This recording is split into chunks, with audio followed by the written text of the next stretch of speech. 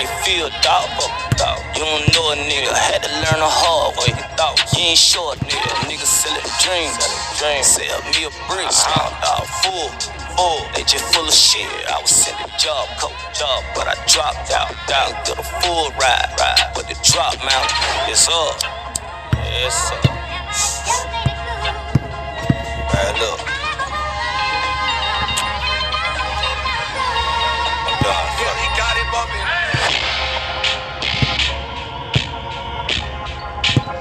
God flow, nigga.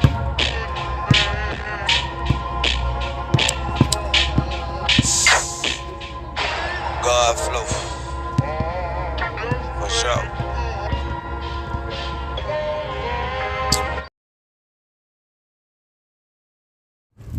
Nigga went in that store and didn't grab no Black and Mild. Come on now. That would be it right there for me. You hear me? Shout out to the Lord.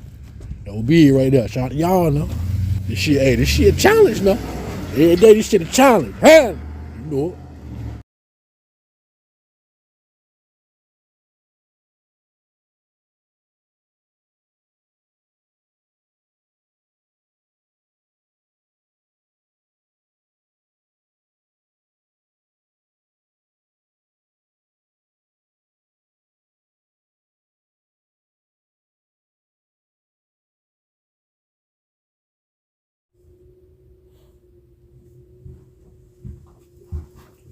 What's up, Stat Family? We told you we was coming back with another one. We got how Larry Bird became a real NBA legend.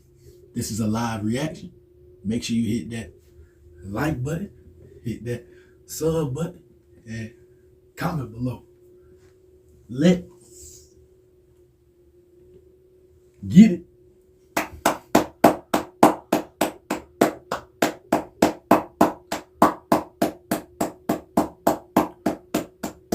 Shout out to the Lord for another one. We ain't finna get up here and do too much. I thank you, Lord, for another one. It's big. Shout out to everybody out there. Shout out to them real junkies. Shout out to them real crackheads. Shout out to them real legends. Mama, auntie, the real. We love y'all to the end. It's Game 7. Don't you forget. It's legendary around here. We thank you, Lord, for another one. Hey, we can't complain. I love it now. That hoop session today, that was love. I thank you, Lord, for allowing me to do it again. Thank you now. Hey, don't take this shit for granted now. Whatever you love, make sure you have it. Don't play with it now. Once you think about it, hey, go ahead and handle that. We thank you, Lord, for another. We about to get down to business. Shout out to y'all out there now. We back at it again. It's Game 7. Don't forget. Y'all legendary. We thank you, Lord.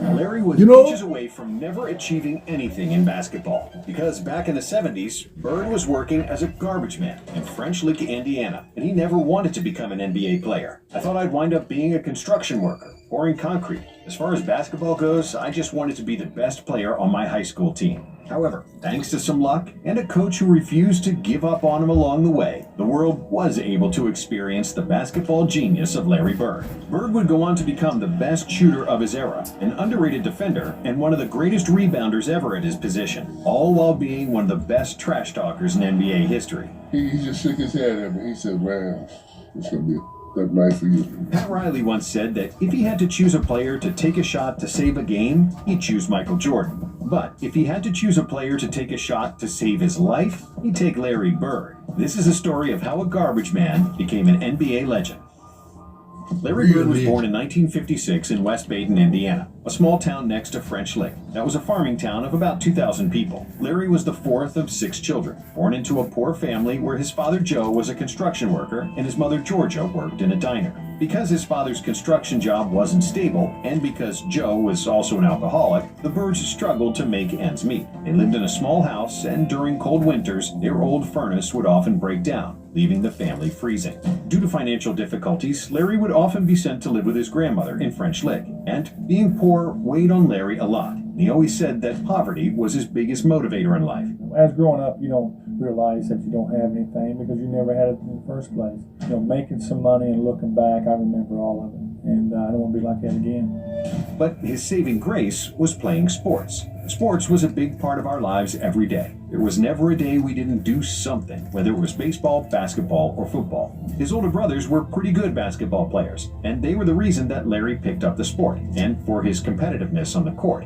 Younger brothers often make the best ball players. Children who grow up chasing older siblings play up, and it's an advantage when they start playing against kids their own age. Larry was about 13 years old, 6 feet, and 130 pounds when his father promised him $20 if he made the freshman team in high school. Back then, $20 to Larry was probably what $1 million is to him now, maybe even more. So he kept practicing really hard, and to his amazement, Larry realized he loved playing ball more than anything else in the world. I played when I was cold and my body was aching and I was so tired. I don't know why, I just kept playing and playing. I guess I always wanted to make the most out of it. And Larry did make the freshman team, albeit only as a bench warmer, since he only played in garbage time minutes. As a sophomore, he missed most of the year with an ankle injury, but that's when he got maybe the biggest life lesson from his father. I was 13 or 14 maybe, and my father came home with an ankle all black and blue and red. He needed me and my brother just to get his boot off, and he was in awful pain. But the next morning, we got the boot back on and he went to work. That really made an impression on me. We don't know if he broke it or he just hurt it, but couldn't get his boot on. We had to help him get his boot on and go to work. So to me, it had been very easy to just say heck with it, but he knew he had to go. Some 20 years later, many fans marveled at Larry's ability to play through all types of injuries, and it all stemmed from seeing his father going to work, despite being barely able to walk. And while he was nursing his own ankle injury, still on crutches, Larry was shooting in the driveway every day, hitting 200 shots before school. Once his foot healed toward the end of his sophomore year, the coach unexpectedly put him in the game. And that's when all his practice paid off. Well, my confidence came from me shooting basketball by myself for hours upon hours. I mean, it's not, I didn't pick up the ball on a Saturday and decide I was going to score 40 a game. I mean, that preparation came way before that. With a minute left in the game, Larry made the game-winning free throws. And for the first time ever, his name made the local paper. It was after that game that Bird started listening and applying everything his coach explained about basketball fundamentals. And Larry began practicing these skills to the point of obsession. When he returned for his junior season, Bird grew to 6'3", with refined dribbling skills and a knack for passing. Larry knew that senior teammate Steve Land would handle the scoring, and that he'd help his team the most by being a passer, falling in love with the feeling he received any time he made a pass that led to a bucket. But his coach realized that Bird was only trying to dish the ball, and threatened to glue him to the bench if he didn't start shooting. And Larry listened to him, becoming the second leading scorer on the team, averaging 16 points and 9 assists per game. At that point, Bird was a good high school player, but not a great one, as his junior season was the first year he played consistent minutes of organized basketball. So nobody could even imagine what would happen in Larry's senior year, when Bird transformed from a solid player to an absolute monster. A big part of that was his physical growth, because over the summer, Larry sprouted 4 inches, and at 6'7", he was now the tallest guy on the team, but also the best shooter, passer, and ball handler. Bird had also started weightlifting, and he came into his senior season at 185 pounds, 40 pounds up from his junior season. And in his first game of the season, Larry dominated with 27 points, 21 rebounds, and 7 assists. In the third game of the season, he broke the school's single-game scoring record, knocking down 43 points in a loss.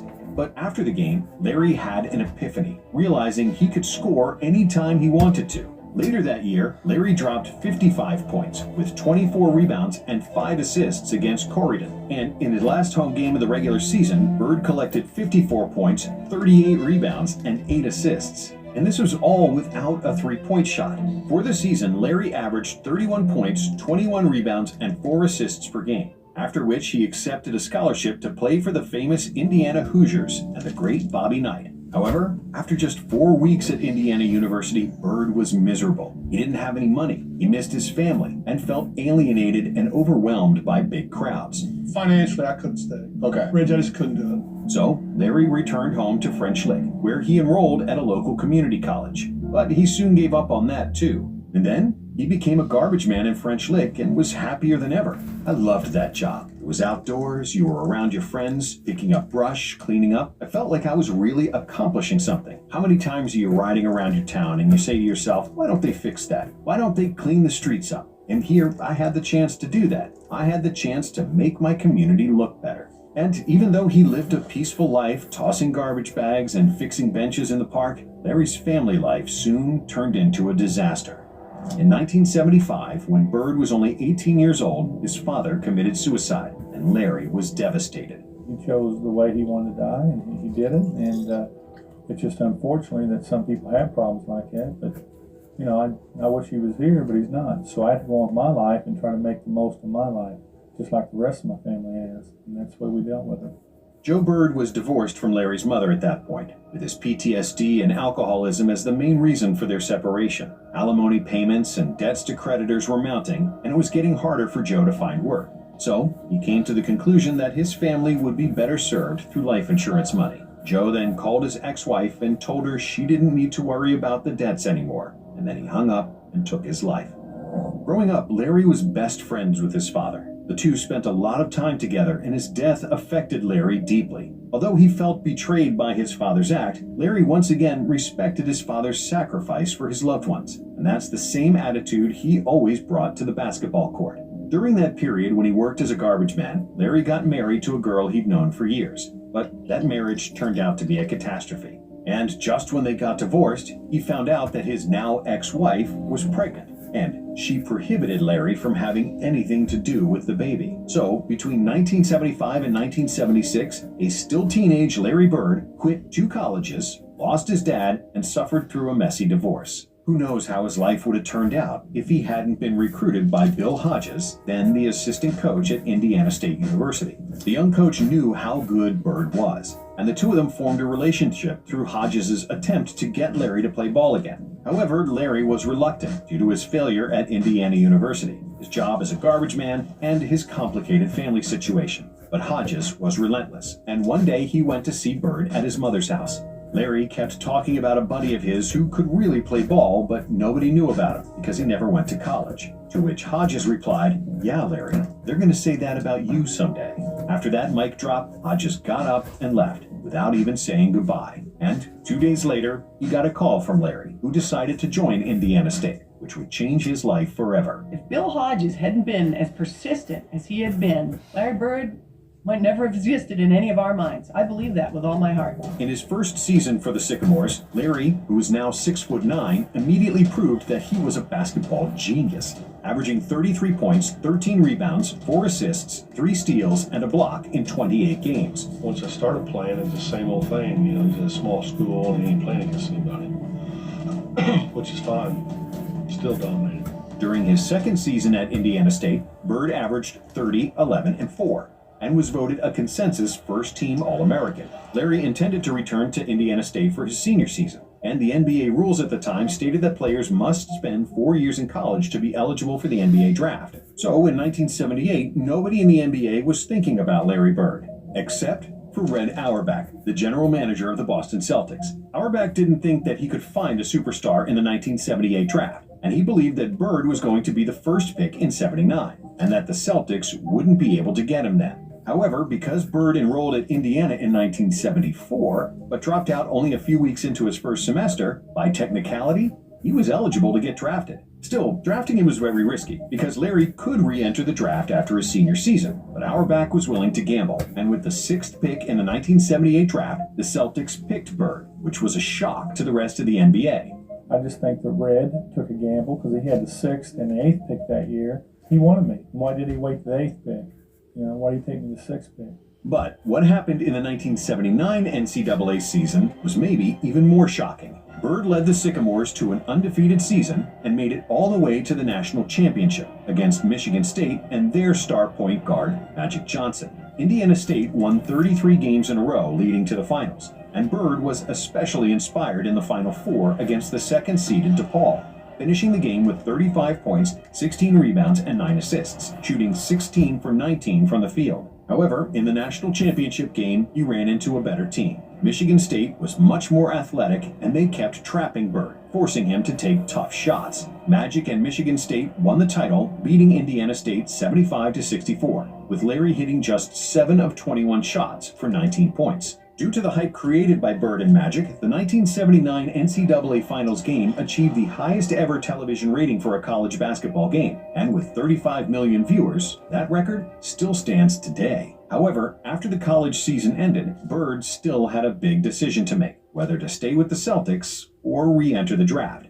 He first visited Boston on April 6, 1979, where he, Red Auerbach, and Larry's agent discussed Bird's contract. They finally settled on a $650,000 a year deal, which made Bird the highest paid rookie ever. But Bird felt no pressure. If I fail, I fail. I failed classes before, I know the feeling. And when the season started, Larry did the furthest thing from failing. The Celtics went from a 29-53 record in 1979 to 61-21 in 1980, and the best record in the NBA. And I think it took me probably 3 days after a rookie camp. I found out, hey, this league is nothing. I can play in this league and I will dominate in this league. With averages of 21.3 points, 10.4 rebounds, 4.5 assists, and 1.7 steals per game for the season, Larry was selected to the All-Star team, made the first team All-NBA, finished fourth in MVP voting, and won Rookie of the Year over Magic Johnson. But in the Eastern Conference Finals, Julius Erving's 76ers proved to be too tough, and the Sixers spoiled a championship meeting between Bird and Magic.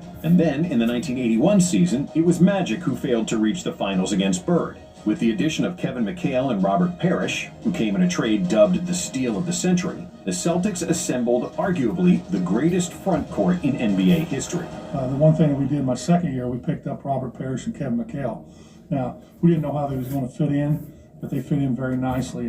Boston won 62 games in the regular season. Bird finished runner-up for the MVP behind Dr. J, and in the playoffs, the C's swept Chicago, then avenged the loss to the Sixers in one of the most thrilling series ever, with 5 of 7 games decided on the final possession. And after they won Game 7 by 1 point, Boston faced the Houston Rockets in the NBA Finals. Bird didn't have a great shooting series, hitting just 42% of his shots and averaging 15 points per game. But he also averaged 15 rebounds, 7 assists, and 2 steals, winning his first NBA championship in just his second season in the league.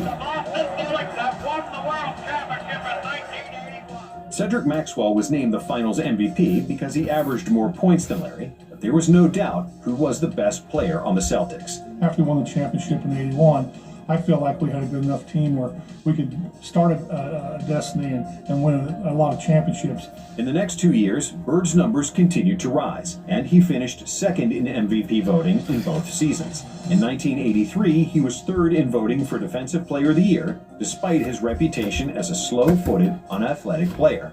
But even with the stellar play from Bird and the ascension of Kevin McHale, the Celtics regressed, losing to the Sixers in the '82 Conference Finals and getting swept by Milwaukee in '83. With a bitter taste of disappointment after that loss, Coach Fitch resigned and was replaced by Casey Jones, an 8-time champion as a player from the Bill Russell era. And with the new coach, the addition of a great shooter in Danny Ainge and stellar defense from a veteran point guard Dennis Johnson, the Celtics were on the rise. In 1984, Bird averaged career highs in scoring and assists, with 24.2 points and 6.6 dimes per game, along with 10 rebounds. Larry also led the league in free throw percentage. He made the all-defense second team, and after finishing second in MVP voting for 3 consecutive years, Bird was finally named the league MVP. In the playoffs, Bird was playing the best basketball of his career, shooting over 50% in every playoff series, seamlessly dropping 30-point games and double-digit assists. After they got past Washington and New York, the Celtics dropped the Bucks in 5 games to avenge the loss from the previous season and make another NBA Finals against Bird's oldest foe, Magic Johnson. Playing against Magic,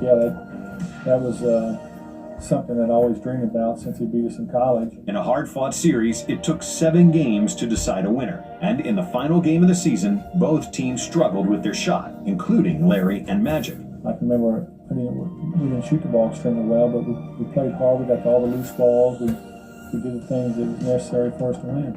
But the Celtics were more poised down the stretch, winning 111-102 to secure another championship parade in Boston. And with 27 points, 14 rebounds, 4 assists, and 2 steals per game, Bird was named the Finals MVP. In the following season, Bird was again named league MVP, and the Celtics faced the Lakers in the finals once more. But this time, it was Magic and the Lakers who came out on top, with Kareem winning the Finals MVP. For the '86 season, the Celtics traded Cedric Maxwell for Bill Walton, a former MVP center who was struggling to stay healthy. But the gamble paid off, and Walton shined in his role as a sixth man, as the Celtics played one of the best seasons in franchise history. They finished with 67 wins and 15 losses, and including the playoffs, they lost just one game in the Boston Garden, going 50-1 at home for the season. Larry was at his absolute basketball peak, averaging 26, 10, and 7, with 2 steals and near 50, 40, 90 shooting. During a long regular season, Larry would often get bored and had to find extra challenges to motivate himself. And before a game against Portland in February, Bird surprised his teammates and journalists by saying that he would play the whole game with his left hand. And despite barely touching the ball with his right, Larry finished with 47 points, 14 rebounds, and 11 assists, including a game-tying shot in regulation and a game winner in overtime. If I remember the game correctly, they were forcing me left to help. And they wasn't getting there quick enough, so I had shots around 5-6 foot with my left hand. I felt more comfortable with my left hand there than I did my right. Then once I got started making a few, I just kept going. It was one of the greatest games of his career, on par with his career-high 60 points from the 1985 season against Atlanta. Larry was hitting jumpers left and right from impossible angles, getting into such a zone that the Hawks bench even jumped out of their chairs and cheered for him, which got them fined by their coach. The announcer let me know every time I scored. So he go 48, 50, 52, and when he got to that with like 3 or 4 minutes to go, I thought I might as well go ahead and try to get 60, and that's what I did. Then, in 1986, Bird received 73 out of 78 first-place votes for the MVP award, becoming just the 3rd player to win MVP 3 years in a row. Only 2 other players won the regular season MVP award 3 consecutive times, as Bird did, Bill Russell and Wilt Chamberlain. And in the 1986 playoffs, the Celtics steamrolled through the East, sweeping Jordan and the Bulls, defeating Dominique and the Hawks in 5, and then swept the Bucks to reach their 3rd straight NBA Finals, this time against the Houston Rockets. And while the Houston's twin towers of Ralph Sampson and Hakeem Olajuwon provided a bigger challenge for the Celtics, there was nobody who could stop Larry. With 24 points, 9.7 rebounds, and 9.5 assists, Larry was 2 rebounds and 3 assists shy from averaging a triple-double in the finals, winning another Finals MVP as the Celtics won the title in 6 games. In 1987, Bird became the first player to shoot 50, 40, 90 for the season, averaging 28 points, 9 rebounds, and 8 assists per game. But while Larry was still on top, the Celtics regressed. Before the season, their number 2 overall pick, Len Bias, tragically passed away after the draft, and they suffered many injuries during the season and the playoffs. I was the healthiest one on the roster. That's not saying much. I felt pretty good. I know Robert had ankle injuries, and Kevin broke his foot. Danny had a hip problem. And just to get to the finals, it made us feel good. Still, they had Larry, who pushed the C's to their 4th consecutive finals after one of the most legendary moments of his career, when he stole the ball from Isaiah Thomas in Game 5 of the Eastern Finals. And it was like in slow motion. It was like the ball like goes up in the air. I didn't even see it. Now that's a steal by Bird. Underneath the DJ. And in the finals, once again, it was Boston versus LA for the 3rd time in 4 years. But this time, the Lakers were healthier and better rested, and the Celtics didn't have enough gas in the tank to stop the fast-paced showtime. Bird delivered another 24, 10, and 5 for the series, but it wasn't good enough, as Magic got the best of him once again. The next year, Bird had the best statistical season of his career. He averaged 30 points, 9 rebounds, and 6 assists, again shooting 50, 40, 90 for the season, and proving that he was the best shooter who ever played at the time. Unfortunately for Larry and the Celtics, they lost in the conference finals against Detroit, and the 1988 season proved to be the last hurrah for the Celtics' big 3 of Bird, McHale, and Parrish in terms of contending for a title. Bird missed almost the entire 1989 season due to a persisting back injury and multiple surgeries to remove bone spurs from his ankles. He originally injured his back in the '85 offseason after deciding to build the driveway of his mother's home himself. Larry decides to do it himself. This is Larry Bird, the superstar, out there breaking his back, literally shoveling gravel. He spent all day shoveling gravel and ended up hurting his back and causing his spine to get misaligned. He had lost the structural stability in his spine, so it would slip into abnormal positions to try and lock itself to get artificial stability. That's like getting your finger stuck in a door and somebody's still pushing on the door. Bird was a millionaire, and he could have easily paid someone else to do it. But Larry enjoyed manual labor, and he wanted to help his mother with his own hands. And paying people for something he could do himself simply wasn't Larry's style. I really don't need anyone to build my ego. When I'm home in Boston, I want to go out and eat, pay my bill, and get the hell out. Back in French Lick, I don't have those problems, and that's why I go back there. It's the same with nice cars, Mercedes and all that. I can't see putting $50,000 or $60,000 into a car when our house growing up was worth $10,000. I just can't buy that. And clothes never did catch my eye. I never really enjoyed them. I always wore what I felt comfortable in. I'll wear pretty much anything if I get it for free. And because of his back injury, Larry probably should have retired in '88. That memory of when he was 14 years old and his father went to work with a foot that was 50 shades of purple stuck with him, and Larry kept playing through the pain. But to me, I'm just so glad I got the NBA and made it. I didn't want some little injury messing up my whole season, so I tried to play through a lot of them. From 1988 onward, Bird had to have his spine realigned before games just to be able to participate. The injury was so severe that he often had to lie down for hours at a time, either between games or sometimes even during games, spending up to 4 hours a day stretching.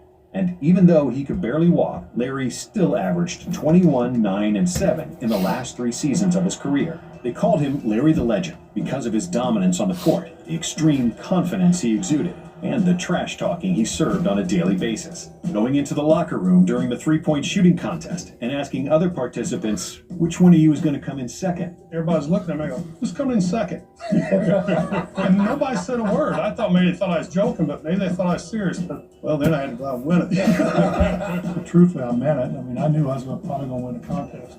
And then defeating them without ever taking off his jacket, legendary.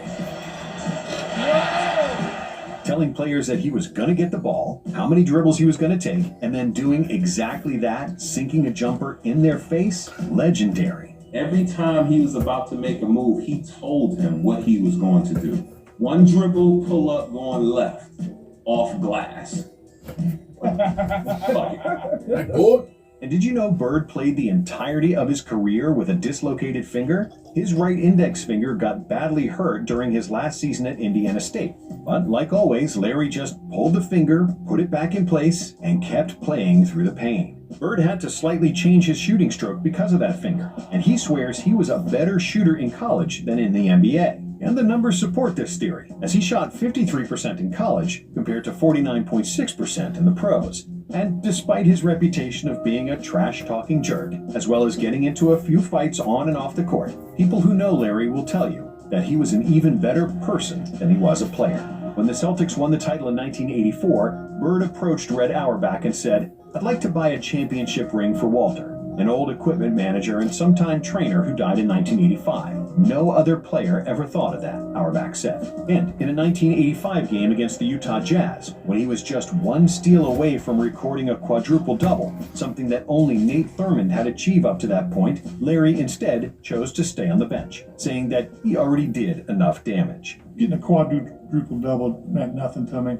I mean, really, you go into a game and when you're up by 25, 30 points, just for a steal, makes no sense to me. I've done enough damage already. And that's the perfect example of the duality of Larry Bird. On one hand, he was an uber-confident SOB that would destroy your soul on the court, but he was also a modest country boy who used to pick up garbage in French Lick and felt it was immoral to buy a Mercedes. Well, like I said, when I grew up, I never went away from French Lick, so this is all I really knew. It's not that I think this is the greatest town in the world, but it's my hometown. It's where my family and friends are, so it's important to me. Thanks for watching. And if you like this video, we have another one for you right here.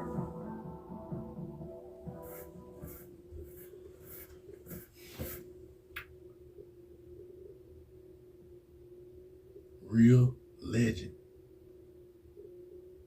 I ain't gonna add. Shout out to y'all. Shout out to Big Bird. I ain't gonna do too much. We thank you, Lord, for another. Y'all heard what the video said. Make sure you listen. If you ain't listening right, make sure you rewind it and run through it again.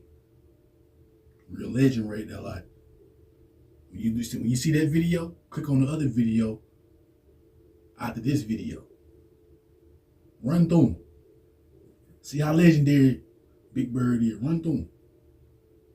Make sure you pay attention though. Make sure you're really watching. Make sure you're really listening. Don't just be looking to looking. Look to listen. Look to learn. You hear me? Real legend. I ain't gonna do too much. I ain't gotta do too much, man. Real legend, man. I'm talking about real hooper, man.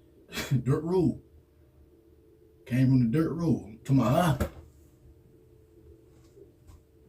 big time, man. Ain't gonna waste no time. It's be around here. We thank you, Lord, for another. We're gonna be back with another video after this video. Make sure y'all stay prayed up. Y'all be safe. Y'all be good. You know?